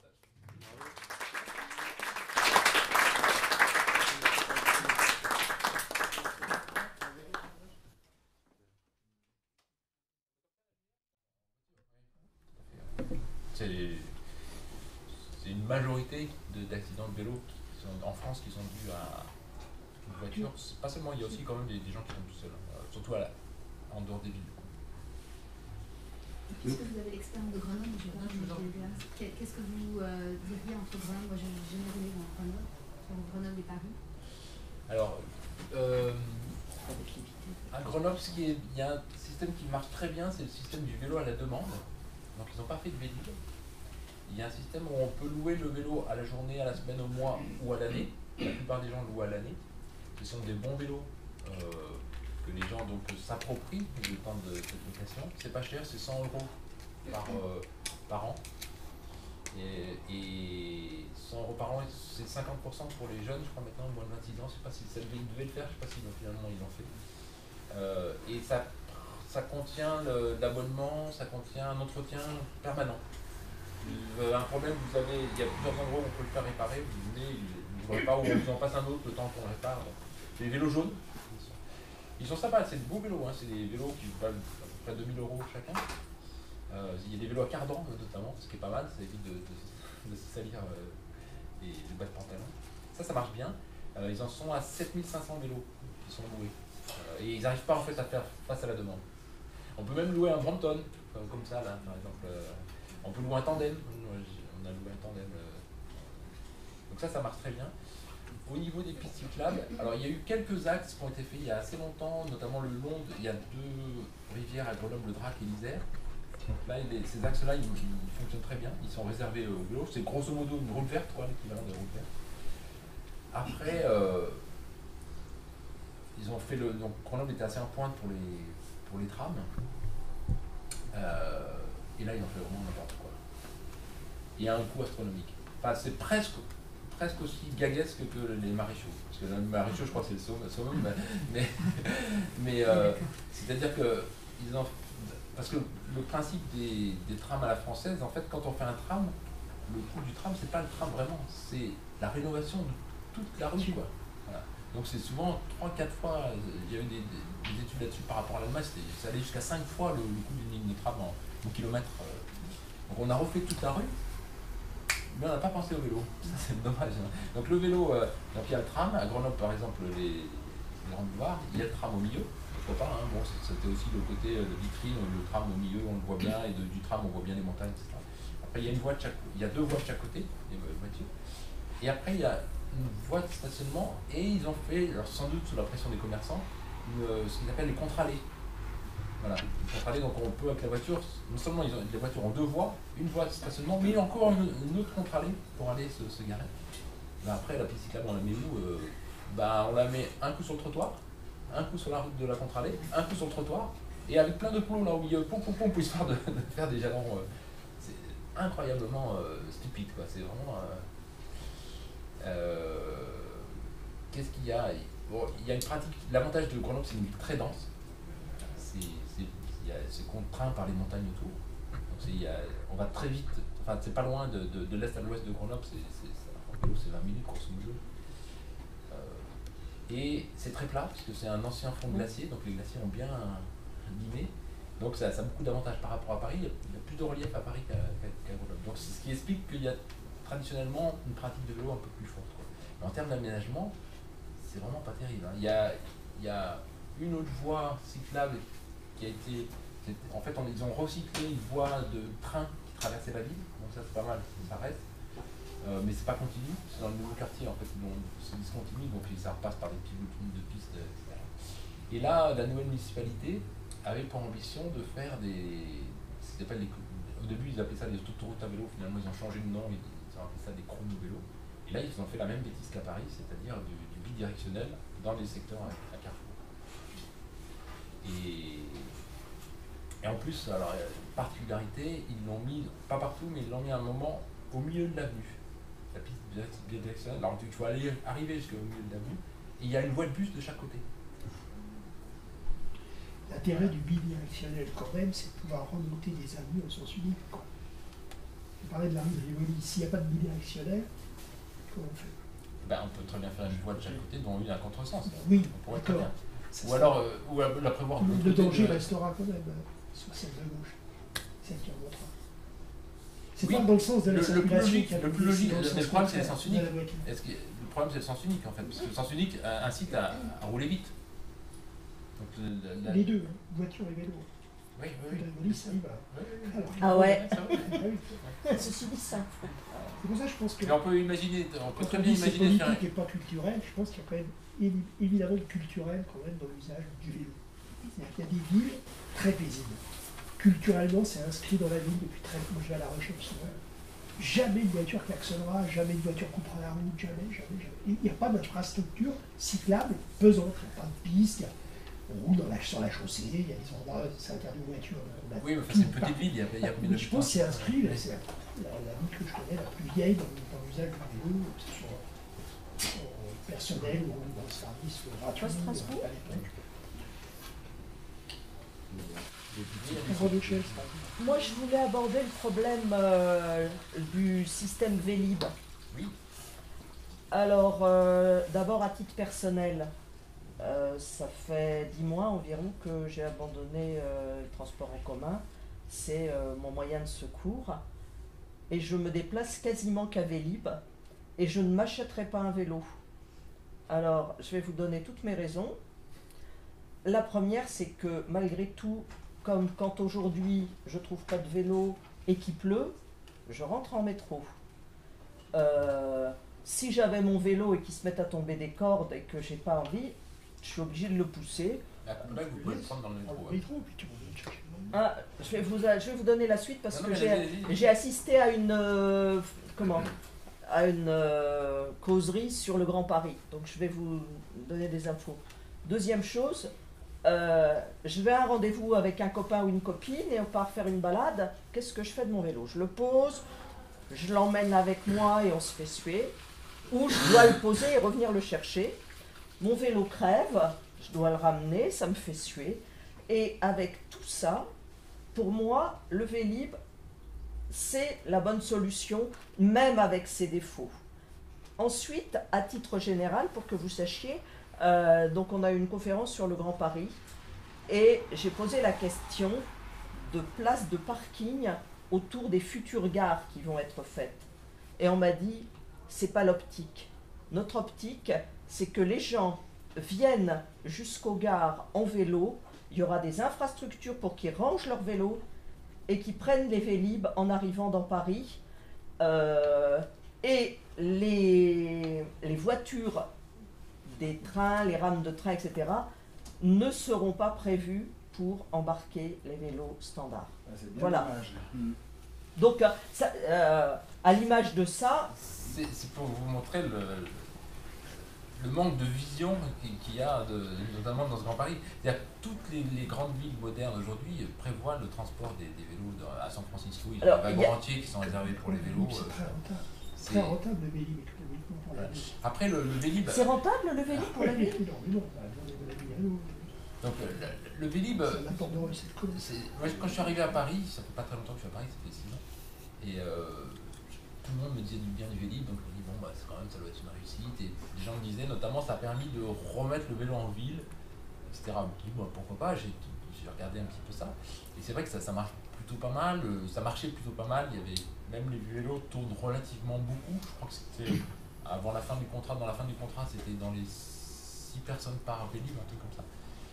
Mais après, je me suis intéressé au coût. Est-ce que vous savez combien ça coûte un Vélib par an et par vélo? Vous avez une idée? 500 €. C'est 500 €? Ouais. Donc, si je prends Christophe Plagowski, lui me dit en fonctionnement, c'est 1 500 €. Quand je prends l'estimation de Nicolas Errand, lui c'est 4 000 €. Il y a énormément de cas. Ça, c'est à la charge du concessionnaire. Non, le concessionnaire, il n'a aucune charge, c'est l'argent public qui paye tout. De A à Z. En plus, il y a eu l'espèce d'arnaque qui laissait croire que Deco finançait le Vélib. Il n'a rien financé du tout. C'est juste, il a déflaté ce qui c'était en contrepartie des publicités, donc il n'y a pas du tout aucune générosité de la part de M. Decaux. Connaissez la durée. Mais ça a été bien tellement construit qu'il y a tellement d'ambiguïté que les gens ont pensé que c'était une générosité de M. Decaux. Alors c'est une générosité, c'est vos impôts qui payent le Vélib. Alors après on peut dire, et c'est pas faux, que finalement, même si ça coûte si cher, ça coûte moins cher par transporter que le transport public. Le transport public, ça coûte beaucoup d'argent aussi. Hein. Et les routes, ça coûte énormément d'argent. Et toutes les routes qu'on fait, et tous les ponts qu'on fait dimensionnés pour les camions modernes qui sont à 44 tonnes, ça coûte énormément d'argent. Donc on peut dire que relativement, c'est peut-être pas... Mais d'un autre côté, avec le contrat du Vélib, il y a de quoi, il faut avoir ça en tête, il y a de quoi acheter à tous les Parisiens un beau vélo. Voilà. C'est une autre façon de penser les choses. Voilà. On n'a pas de trottinette. Si c'est vrai ce que vous dites, ouais. Pourquoi il ne le faut pas? C'est vrai. Pourquoi il ne le faut pas? Pourquoi il ne faut pas? Je pense qu'on est plus dans la com que dans la politique en fait. Voilà. On est plus dans la logique de posture. Alors, je vous ai cité Hidalgo qui nous dit mon modèle c'est Copenhague, elle fait tout le contraire de ce qu'on fait à Copenhague. Il y a Nadjowski qui nous dit c'était super mon voyage à Copenhague, il revient, il ne propose même pas ce qui fonctionne le mieux à Copenhague, c'est-à-dire le 3 niveaux. Vous êtes sur quelle liste? Je suis pas comme madame, le Vélib, c'est pas mon truc. Il n'y a pas la liberté du vélo avec le Vélib. Il faut retrouver une station pour le mettre, des fois les mecs ne trouvent pas de place. Oui, mais d'autres. Oui, je comprends, oui. Moi c'est la liberté absolue, donc je ne suis pas Vélib du tout. Mais je comprends pour d'autres aussi, ça a été, on se débarrasse de la propriété, ce que vous disiez tout à l'heure, voilà, hop, je le pose, après je suis tranquille, j'ai plus à gérer mon vélo. Mais à quel coup, voilà, et c'est parce que les 600 millions d'euros que l'on met dans le contrat d'argent public, hein, qu'on met dans le contrat Vélib, on ne les met pas ailleurs, on ne les met pas en infrastructure. Avec 600 millions d'euros, vous avez de quoi faire une quinzaine de passerelles sur la Seine et vous avez de quoi faire des pistes cyclables. Et surtout, la grosse difficulté qu'on a dans les villes françaises, et c'est vrai à Grenoble ou à Paris, c'est que quand on refait la voirie, on la refait pour un moment, quoi. Et donc les bêtises du genre celle de Beaupin, c'est ça, des maréchaux, on en a pour 20 ans ou 30 ans, quoi. Et à un moment donné, il faudra casser parce que c'est complètement tellement mal fait que c'est y compris il y a un problème quand j'ai rencontré les politiques français, c'est qu'ils font des objectifs, par exemple, qui disent 15%. Avant, alors ils sont complètement lucides sur pourquoi ça n'a pas bien marché. Par exemple, Tadowski vous a expliqué pourquoi Delanoë il a fait des bêtises, etc. Ou Mogambourou va vous dire pourquoi son prédécesseur a fait des bêtises. Et en disant, oui, parce qu'en fait, il visait 4%, et donc ce type d'aménagement, on pouvait mettre des pistes cyclables sur les trottoirs, c'était pas trop gênant, on pouvait faire des pistes cyclables comme Blanqui, là, qui font 1 mètre de large, comme ça on ne peut pas doubler, enfin, ça fait un fossé, comme ça, les voitures. Mais le problème, c'est que ça, on en a pour 20 ans aussi, et il va falloir les casser, et que la dernière génération fait d'autres bêtises, si je puis dire, excusez-moi avec des guillemets. Alors, c'est moins grosse bêtise, c'est sûr que les bidirectionnels de Rivoli ou de Sébastopol, c'est mieux qu'avant. Mais tant qu'à refaire, ce que m'a montré Copenhague, c'est qu'avec une vision d'ensemble complète, on arrive à des niveaux de pratiques qui sont sans commune mesure à ce qu'on pourra faire en France, quoi. Vous avez parlé de tous les aménagements qui ont été faits dans les années 70 à Copenhague, sans forcément parler de la contestation, et notamment des syndicats automobiles, etc. Ouais. Quand on a une vision purement vélo, c'est facile de dire on va laisser 50% de la place au vélo, mais est-ce qu'il y avait, comme à Paris ou en France, des contestations, des gens qui disaient nous on ne peut pas parce que ça nous gêne dans nos déplacements, ça gêne les livraisons, etc. Oui, alors juste les aménagements, c'est les années 2000 et 2008. Ouais. C'est récent, voilà, c'est les plus gros, disons. Il y avait des aménagements avant, ils ne sont pas partis même sous Tibéri, il y a eu des pistes cyclables aussi, par exemple. Et il y a eu de la contestation. Alors il y a une contestation, vous avez mentionné un foyer de contestation important, c'est-à-dire les automobilistes. Voilà. Et qu'il le reste, aujourd'hui, ils contestent encore. Bah oui, voilà. Et un autre foyer de contestation, c'est les télécommerçants, les cachis. Et donc, j'ai rencontré celui qui a été responsable du déparage qui était en fait maire adjoint au vélo et à service technique de 2007 à 2010. Donc c'est lui qui a fait le gros des premières infrastructures, etc. Et à un moment donné, ils ont décidé de couper une avenue pour les voitures. Donc les voitures ne pouvaient plus traverser, il fallait qu'elles fassent un détour et qu'elles leur apprennent plus loin. Et là, la partie du milieu, c'était exprès, était réservée aux bus, à la piste cyclable et aux piétons. Et à Grenoble, ils ont fait la même chose avec Luxembourg, sur le même principe, mais avec la piste cyclable qui pose problème. Et donc à ce moment-là, il dit mais j'ai été injurié constamment, les commerçants. Et comme si les commerçants imaginaient qu'il n'y avait que des automobilistes qui achetaient, qui faisaient leurs courses. Voilà. Alors qu'on sait bien, il y a des études qui le montrent, les cyclistes achètent plus que les automobilistes. Quand on est dans une voiture au centre-ville, on ne s'arrête pas forcément facilement pour faire des courses. Donc c'est ces représentations, cet imaginaire du commerçant qui pense qu'il y a... Alors que la voiture, en fait, a tué le commerce du centre-ville. Encore à Paris, c'est pas vrai. Mais dans les moyennes villes ou petites villes, la voiture a tué tous les commerces du centre-ville. Et aujourd'hui, on a des zones commerciales qui sont à la périphérie des villes. Et c'est une catastrophe urbaine, quoi. Est-ce que ce n'était pas plutôt le côté livraison que reprochaient les commerçants, qu'ils ne peuvent pas se faire livrer? Ça, c'est tout à fait... Il faut le prévoir dans la voirie, il faut prévoir des places de livraison. Un des soucis à Paris, c'est souvent qu'il y a des voitures de livraison qui sont sur la piste cyclable, je sais pas. Voilà. J'en vois 10 par jour à peu près en moyenne. C'est parce qu'il n'y a pas assez de place de livraison. On comprend que les gens ils aient besoin de livrer, donc s'arrêter quelque part. Ils se mettent là parce que ils ne sont pas embêtés. Sauf moi quand je râle. Mais c'est parce qu'il n'y a pas assez de place de livraison. Ça se prévoit aussi dans la voirie d'avoir des emplacements prévus. Alors, surtout dans les cartes. Ils vont essayer de mettre en place des livraisons nocturnes. Je ne sais pas si c'est... Je me souviens plus si on m'a dit exclusivement dans le 13e, généralisé à Paris. Mais pour l'instant, il y a une étude. Alors, s'il y en a qui... Mais moi, je fais partie de l'Intersécu Transport au niveau du 13e, et c'est là que j'ai eu cette info. Pourquoi pas, mais c'est un peu un... C'est aller loin, parce qu'après, la nuit, ça veut dire que les gens vont travailler la nuit. Donc travailler la nuit, c'est pas forcément un progrès social non plus. Moi j'avais essayé de proposer de faire pression sur les systèmes de livraison Amazon et tout ce qui s'ensuit, pour qu'on arrête d'avoir des camionnettes qui ont 10 paquets et qui encombrent la voie publique et qui soient plutôt justement en tricycle, non, en vélo cargo. Voilà, c'est ce que j'allais vous dire pour la livraison, il y a aussi des vélos cargo, beaucoup de choses qui peuvent se faire en vélo cargo. Ouais, mais et surtout que le vélo cargo, si vous avez un système où c'est plus rapide en vélo, et ben, y compris les systèmes, les boîtes de livraison vont préférer... Pas les supermarchés. Pas les supermarchés. Les supermarchés, vous n'y arriverez pas. Les supérettes, même de petite taille, c'est compliqué quand même. Pour le petit commerce, ça marche. Mais même les supérettes, parce qu'en fait, le camion, il fait le tour. Ils ont des supermarchés, des supérettes. Oui, mais ils ont un véhicule pour se débrouiller autrement. Je trouve qu'on est fort pour trouver des bonnes excuses. Non. Oui. Je voulais savoir s'il y avait une possibilité de s'opposer à la construction de pistes sur les trottoirs. Ben, c'est pas la politique. Il y a aussi le comité vélo dans le 13e. Et ils ne sont pas tous contre.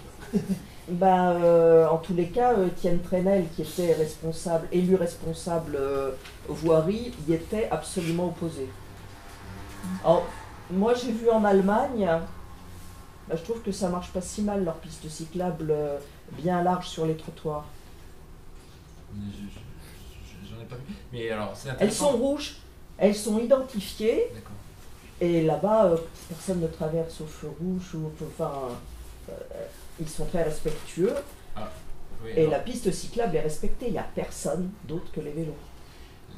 Moi, ce que j'observe, ce que je trouve assez troublant, c'est une sorte de développement chez les piétons, une sorte de vélophobie, enfin d'une peur des vélos, et qui est tout à fait légitime, je ne reproche pas du tout aux piétons, et qui est vraiment une des difficultés, à tel point que les piétons, beaucoup de piétons ont plus peur presque des vélos que des voitures. Je rappelle quand même, il y a 400 piétons qui meurent chaque année en France, et c'est 99% lié à des voitures. Les personnes âgées, ça se conçoit vachement, ça. Oui.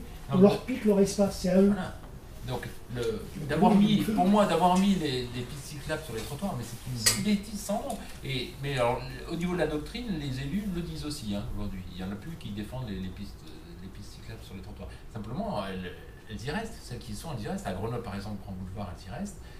Et ça, il y en a sans doute pour encore des années. Alors, à Paris, ils en changent quelques-unes. Par exemple, Vincent Auriol, puisqu'on est dans le 13e, il y en avait une qui était complètement, vraiment incroyablement.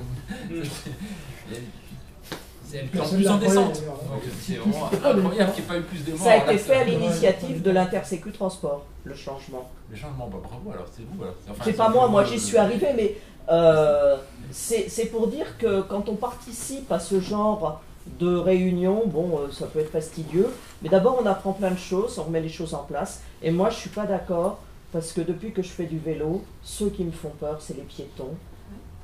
Le nez dans le téléphone, qui traversent à l'oreille, c'est flagrant. Ils ne pensent pas qu'il y a des véhicules électriques, qu'il y a des vélos, des scooters, des personnes âgées qui traversent hors passage piéton, hors passage protégé. J'ai même vu le déambulateur en diagonale. Et vraiment en situation de danger. On va pas les écraser pour autant. Non, mais moi ça m'a mise en danger. Oui, moi j'ai été plus mise en danger par des piétons que par des voitures. Clairement, en 10 mois. Oui. Non mais j'ai observé la même chose que vous sur les piétons qui fonctionnent à l'oreille. Je pense que tout le monde, tous ceux qui sont à vélo l'ont observé. Mais en revanche, moi ce qui m'intéressait c'est de voir ce qui marche. Et pourquoi ça marche à Copenhague, et c'est très intéressant, quand on fait les enquêtes de satisfaction, les plus satisfaits du système, les plus satisfaits avant les cyclistes, c'est les piétons. Pour une bonne raison, c'est que les espaces sont séparés. Les espaces sont séparés, la plupart du temps, quasiment tout le temps, et les vélos sont toujours à la même place. Il n'y a pas un coup de vélo qui est à droite, un coup de vélo qui est à gauche, un coup de vélo qui est sur le trottoir, un coup de vélo qui doit traverser. Maréchaux par exemple, alors il y a une piste cyclable elle est d'un côté, après elle est de l'autre côté, après elle roule de l'autre côté, après il n'y en a plus, ah mince elle est plus. Bon, après il y a les jours de marché, alors les jours de marché il n'y a plus de piste cyclable. J'ai dit à M. Nadjowski, mais vous arrêtez le métro, les jours de marché aussi, pour montrer la place. Il y a la fête avec les bars en plus. Oui, tout à fait. J'ai failli le faire. La piste cyclable aussi qui descend à chaque. Oui, ça c'est les maréchaux, c'est la montagne russe comme ça, et après ils ont fait comme ça aussi, vous avez vu aux intersections de maréchaux. Ça, c'est parce que la voiture reste encore prioritaire. Même en sortant du sous-parking, elle est encore prioritaire. Donc, de la pardon, il y a plusieurs questions et des gens qui n'ont pas parlé encore, allez-y. Juste que je ne connais pas Copenhague, mais est-ce que la proportion entre la ville de Copenhague qui fait 1,7 million avec la grande banlieue est comparable avec l'île de France? Qu'est-ce qu'on pourrait vraiment imaginer d'adapter, d'aménager pour qu'on retrouve... Alors la proportion, vous voyez, l'île de France c'est plus de 10 millions d'habitants, là c'est 1,7 million, donc c'est pas la même... voilà. Avec une difficulté particulière à Copenhague, c'est une ville qui est très peu dense. Alors en densité, c'est même pas le tiers de Paris. L'avantage de Paris, en termes pour le vélo, c'est que c'est dense. Donc on va vite d'un bout à l'autre de Paris Paris qui est une grande ville de millions d'habitants. Oui, donc, si on ne se limitait pas à Paris, c'est-à-dire qu'on sait très bien que Paris est traversé par toute la banlieue. Paris, c'est presque génial par rapport à l'île de France, quoi. Enfin, par rapport à la petite banlieue. Parce que une difficulté, c'est qu'on ne peut pas en sortir en vélo. Il n'y a quasiment aucun axe qui permet de sortir correctement. Et le peu de... Il y a la voie verte, non, c'est pas la voie verte, j'ai oublié son nom. Les vertes, voilà. Il y a plein d'intersections, ça fait comme ça, il y a des piétons partout, enfin donc il y a un effort d'axe à faire dans je veux dire par là, c'est qu'il faut tout refaire, quoi. En gros, il y a beaucoup. Non, mais je veux dire, pour arriver à quelque chose comme ça, oui, c'est quelque chose qui se fait dans... Il faut vraiment une vision, quoi. Mais il y a de la place pour le faire. Hein. Il y a des choses qui permettraient, il y a des itinéraires qui pourraient être pensés. Il y a par exemple des voies de chemin de fer qui sont plus utilisées qui pourraient l'être. Enfin, il faut oser taper sur la voiture. Voilà, c'est ça, c'est plutôt là dans le choix de priorité, quoi. Du côté de l'école physique-chimie, ils ont carrément banalisé tout le stationnement à droite, terminé, et ils ont plus de piste. Alors là, sur le stationnement, il y a quand même des bonnes choses. Quand Mme Hidalgo dit qu'il faut virer 60 000 places de stationnement, alors il y en a tout de suite qui ont hurlé, c'est juste du réalisme. Il y a beaucoup trop de places de stationnement en fait. Il y a une quantité industrielle de places, mais ça c'est la faute à Delanoë, hein, parce qu'il y a enfin, je vous invite, et je vous donnerai des références d'un bouquin qui explique bien ça, les statistiques de construction des stationnements de Lanoé a construit énormément de stationnements, contrairement à l'image qu'il a laissée. Et surtout, on a des tas de... Sa justification, c'est qu'il voulait que les gens laissent leur voiture, qu'ils stationnent, des résidentiels en particulier. Oui, il faut être honnête. Mais donc, il y a aujourd'hui énormément de places vides dans les constructions, enfin, sous les bâtiments, enfin, dans les garages. C'est en périphérie, tous les HLM. Oui, et même dans toutes les constructions neuves, parce que le PLU, jusqu'à il y a quelques années, rendait obligatoire la construction de places de parking pour chaque habitat. Mais je pense qu'il faut supprimer toutes les places de parking en surface, les mettre dans les places disponibles, au tarif auquel on fait payer actuellement en surface. Parce que le problème, c'est que les parkings Vinci, ils coûtent très cher par rapport aux places de surface. Donc les gens n'y vont pas. Mais si on met le sous-sol au même prix que ce que c'est en surface là, on arrivera peut-être à... Alors, ce ne sont pas toujours les mêmes qui parlent. Allez-y. Est-ce qu'il n'y a pas aussi une logique de choix urbain? En France, on a une certaine tendance à travailler très très loin de là où on habite, ou loin de là où on habite. Et du coup, moi, depuis 3 ans que je suis à Paris, je parcours en moyenne 30 km le matin et le soir en métro. Donc, le faire en vélo me paraît assez impossible. Je suis dans 1 heure, 1 heure et demie après. Donc, est-ce qu'il n'y a pas cette logique aussi de choix de société où on a des quartiers qui ont un seul usage, où on va aller... Est-ce qu'on a ça, on retrouve ça à Copenhague ou c'est beaucoup plus diversifié? Alors, je n'ai pas étudié ce point en détail, j'ai posé quelques questions, c'est la réponse qu'on m'a faite. La diversification, c'est qu'on a des commerces, il y a moins de séparation entre les zones d'habitat et les zones de travail, comme on a typiquement dans la région parisienne, c'est très important. Il y a un autre élément que je n'avais pas mentionné qui me paraît aussi très important, c'est le mode de propriété. En France, on a encouragé toute la population à devenir propriétaire, alors qu'en Allemagne, par exemple, ou au Danemark, on a beaucoup plus de locataires. Et ça a 2 effets majeurs. D'abord, la part du revenu consacré au logement est bien moindre en Allemagne ou au Danemark qu'en France. Et en plus, ça facilite la mobilité. On change d'emploi, on change d'hébergement, enfin de logement. Alors que quand on est propriétaire, on attend le bon moment pour revendre, et si on a acheté un pavillon à l'ouest de Paris, qu'on est muté à l'est de Paris, il y a des chances que pendant plusieurs années on se fasse tout ça en bagnole parce qu'on ne veut pas vendre, on ne veut pas séparer de son bien. Il y a l'attachement lié à la propriété.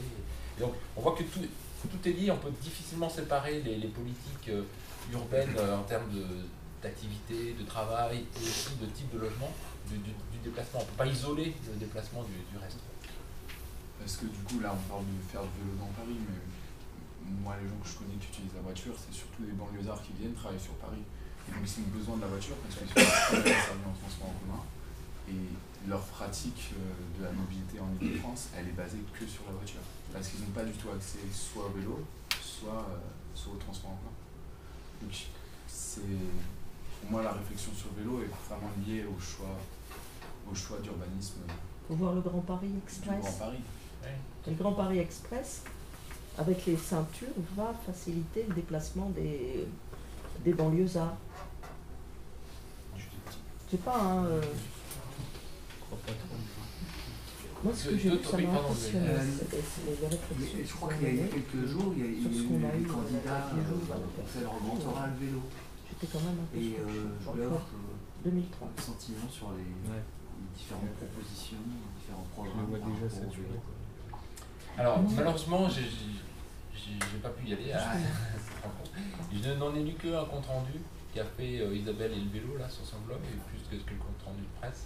Donc j'ai pas le détail de ce qui a été proposé. J'ai regardé, alors dans les propositions, chez Hidalgo c'est intéressant de vouloir se débarrasser. Après il y a le décalage entre ce qu'on dit lors de la campagne et ce qu'on fait. Il n'y a pas d'église à tout décalage. Ils poussent vraiment sur le bidirectionnel, alors qu'ils savent très bien que c'est dangereux. Enfin, s'ils ne le savaient pas, on leur a dit quoi. Donc ils savent que c'est dangereux. Donc, il y a un homme politique qui décide de faire quelque chose, alors qu'il sait que c'est 2 fois plus dangereux que une alternative, il faut oser, quoi. Quand on va compter les morts Et il n'y au a bar pas que les Sébastopol, il politiques, faudra tout changer. il y a des usagers qui demandent du bidirectionnel. Oui, Les bien sûr, associations bien sûr. Oui, de les cyclistes, il y en a qui demandent du bidirectionnel. Comme il y en a qui demandent systématiquement les contresens cyclables dans des endroits comme ici, là. Oui. Bonjour. Oui, alors ça, ça touche un aspect. Pendant que j'y pense, après je vous réponds. Ça, c'est intéressant, le contresens cyclable. Parce que ce qui se passe, c'est que dans les associations de représentants des usagers de la bicyclette, donc grosso modo, en fait, on a des gens qui, un peu comme moi, font du vélo depuis tout le temps, donc ils sont très à l'aise sur un vélo. Et le contresens cyclable, c'est génial, parce que ça nous ouvre plein de routes qui nous étaient interdites avant. Alors on le faisait quand même, bon, maintenant c'est officiel, quoi. Mais c'est pas ça qui va développer le vélo. Le contresens cyclable, ça va jamais développer. Quelqu'un qui fait pas de vélo, il va jamais se lancer dans un contresens cyclable parce qu'il va avoir la trouille. Alors, on nous dit il n'y a pas d'accident, il n'y a pas d'accident, il n'y a pas plus d'accidents. Alors, et c'est intéressant, mais il faut regarder un petit peu. Ça dépend des études, mais en tout cas, ce qui est intéressant, c'est que la première étude qui a été faite là-dessus, elle a été faite en Allemagne. Et bon, je suis allé la chercher, cette étude qui se dit il n'y a pas plus d'accidents, voilà. Mais elle précise quand même, à condition qu'il n'y ait pas trop d'intersections. Donc le taux d'accident est corrélé au taux d'intersection. Et il y a vraiment des difficultés avec ces contresens cyclables, parce que quand on a par exemple une priorité à droite, la voiture elle va arriver, elle va regarder sur sa droite les voitures, elle ne va pas regarder à gauche. Et le contresens il est dans ce sens-là. Et il y a rarement un stop, c'est généralement un cédé de passage. Et donc là on a des cartons en perspective qui sont importants. Alors après, moi je n'ai pas regardé, mais entre celui qui veut déplacer la gare de l'Est, rien qu'avec le déplacement de la gare de l'Est, là on a de quoi faire, mais alors à peu près 2 millions de kilomètres de cyclables dans toute la France. Hein, donc, avec des perspectives aussi loufoques que ça, entre celle qui a jamais dû prendre un vélo de sa vie et qui s'émeut, qui est des cyclables qui sont faits à Paris, vous avez entendu ça, la vidéo qui tourne sur Dati. Qui a dit ça? Dati, elle a fait une vidéo qui est assez drôle parce que ça a été repris par les pros vélos, parce qu'elle dit on se réveille le matin et paf, une piste cyclable au pied de chez nous. Bah, j'en veux.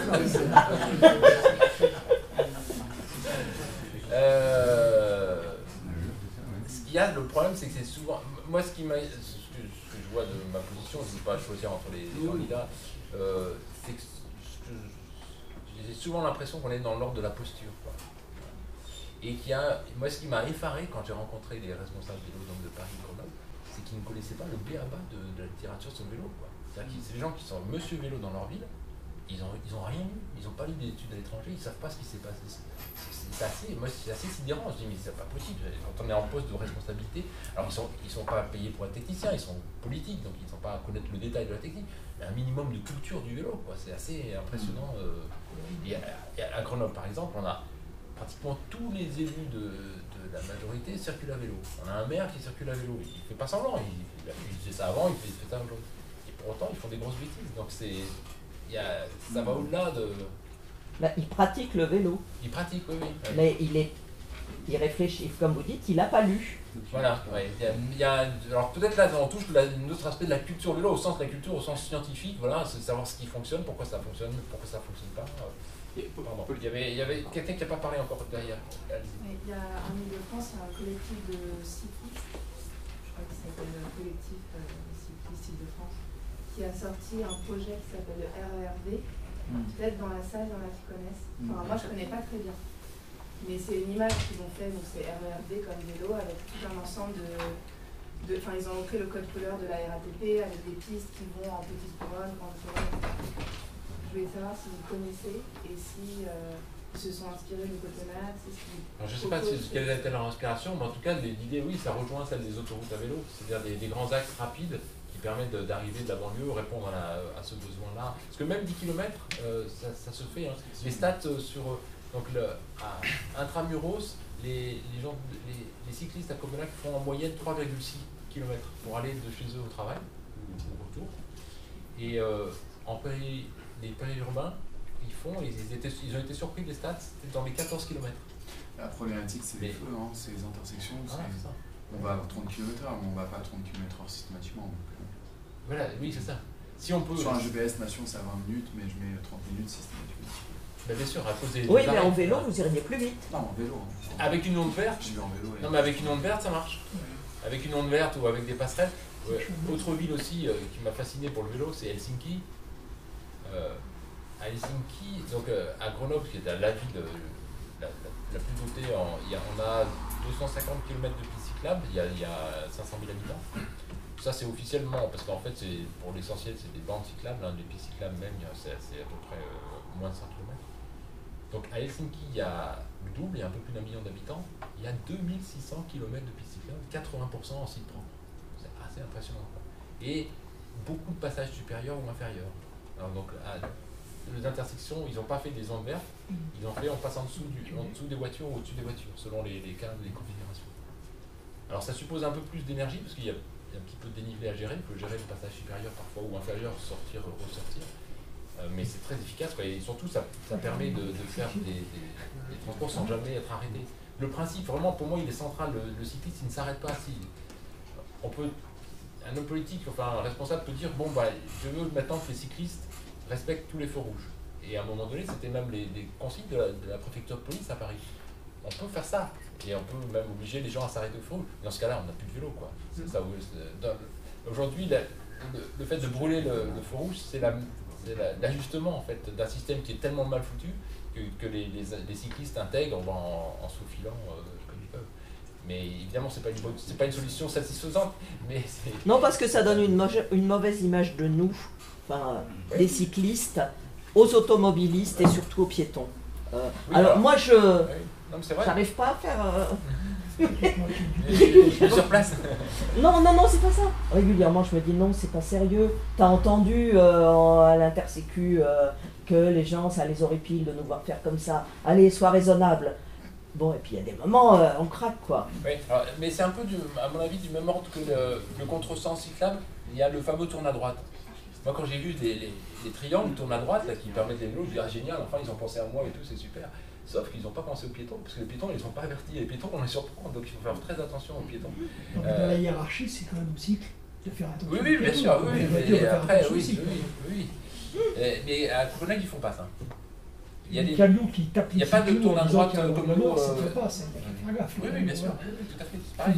Mais le cycliste est victime en permanence du tourne à droite de la voiture ou du camion, et pourtant, lui, quand il tourne à droite, il ne fait pas forcément attention aux piétons. C'est une réalité. Donc l'aménagement, il faut pouvoir intégrer ça dans l'aménagement. Et donc à Copenhague, ils n'ont pas fait ça, de tourne à droite. Il y a parfois des pistes cyclables qui ont leur parcours en fait. Et donc dans ce cas-là, c'est pas dans le carrefour en tant que tel. Vous avez une question? Oui, c'était plutôt une remarque. Moi j'habite de l'autre côté du périph', à Gentilly. Et là aussi c'est une longue bataille. Commencer à non pas imposer le vélo, mais simplement juste pouvoir circuler de manière un peu décente et puis voir que bon, du côté des élus, c'est pas encore ça. J'en avais la preuve, c'est qu'on a eu une conférence sur le vélo à Arcueil, dont je parlais tout à l'heure, qui où là, on s'est mouvé. Du fait que la nouvelle départementale a été émue, que la nouvelle départementale toute fraîche qui vient d'être faite et qui part de la poterne des Peupliers, qui vous permet de suivre la Bièvre, beau trajet, mais en fait ils ont fait une piste cyclable qui n'est pas une piste cyclable, qui est juste un imprimé en contresens de l'avenue. Donc autant vous dire que quand même, voilà, on en est là. Et l'élu d'Arcueil, qui était dans la salle, a répliqué, oui, mais moi, j'ai dû subir, il fallait, pour faire une vraie piste cyclable, il fallait que j'enlève des places de parking, de stationnement. Et lors des discussions les pires que j'ai eues, les plus dures que j'ai eues, c'est quand j'ai voulu enlever des pistes, des places de parking. Et donc là, vraiment, en fait, ce rapport de force, il est encore à faire du point de vue des usagers de la bicyclette pour tous, versus ceux qui ont une bagnole. Moi, j'ai une bagnole aussi, mais je l'utilise très peu, j'utilise beaucoup mon vélo. Et j'aimerais...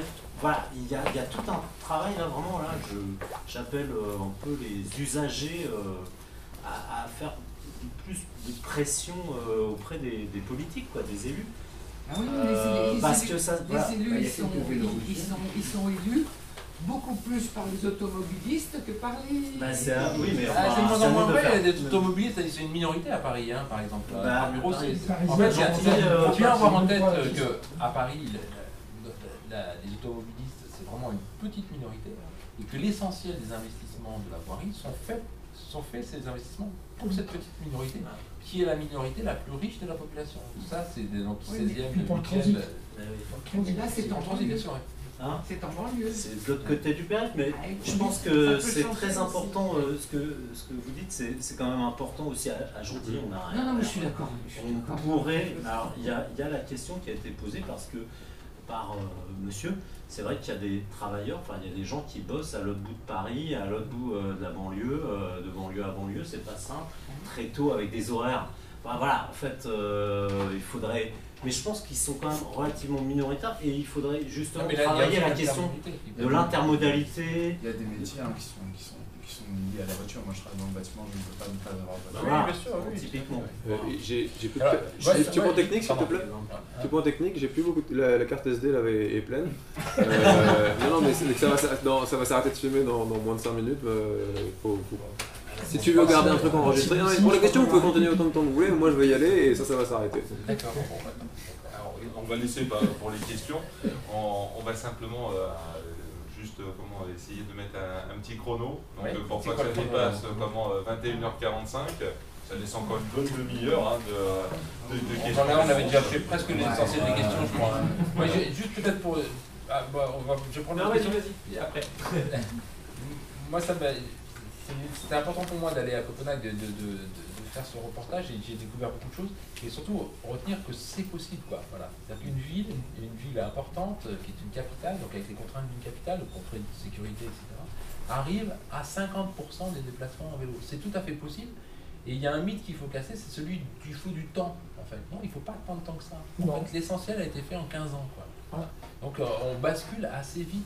Et ils sont vite dépassés par le succès. C'est ça qui est intéressant à noter aussi. Et surtout pas avoir la logique du 15% de déplacement à vélo, ça n'a pas de sens. Si on fait des bonnes infrastructures, on aura 20, 30, 40% assez vite, quoi.